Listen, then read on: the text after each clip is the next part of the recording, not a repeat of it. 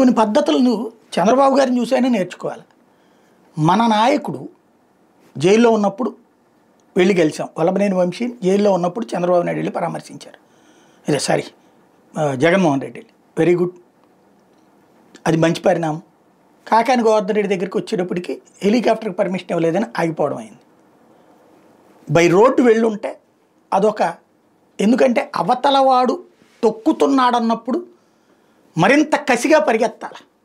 అప్పుడు కార్యకర్తల్లో ఒక వీరోచితత్వం, హీరోచితత్వం వస్తుంది. అదే సందర్భంలో అధికారంలో ఉన్న వాళ్ళకి భయం వస్తుంది, ఈయన ఆపితే డేంజర్ రా అన్నటువంటి. రెండవది, కార్యకర్తలని మనస్సుని సంతృప్తిపరిచే చర్యలు. లైక్ ఇప్పుడు వంశీ అరెస్ట్ అయ్యాడు, జైలు నుంచి విడుదలయ్యాడు. జైల్లో ఉన్నప్పుడు పరామర్శించారు. జైలు నుంచి రాగానే ఇంటికి వెళ్ళగానే ఇవాళ వంశీ జగన్ గెలవడానికి వచ్చాడు. జగనే వంశీ ఇంటికి వెళ్ళి ఉంటే ఎట్లుండేది? కార్యకర్తకి ఎంత సాటిస్ఫాక్షన్ ఉండేది? నాయకులకి ఎంత సాటిస్ఫాక్షన్ ఉండేది? జగన్ మారాడన్నటువంటి ఫీలింగ్ ఎంతగా ఉండేది? ఇది గమనించాల్సినటువంటి అంశం. ఇప్పుడు ఫర్ ఎగ్జాంపుల్ పట్టాభి అప్పట్లో దాడి తర్వాత చంద్రబాబు స్వయంగా వెళ్ళారు. ఇవాళ పట్టాభికి ఇచ్చింది ఏముందండి? ఒక కార్పొరేషన్ చైర్మన్.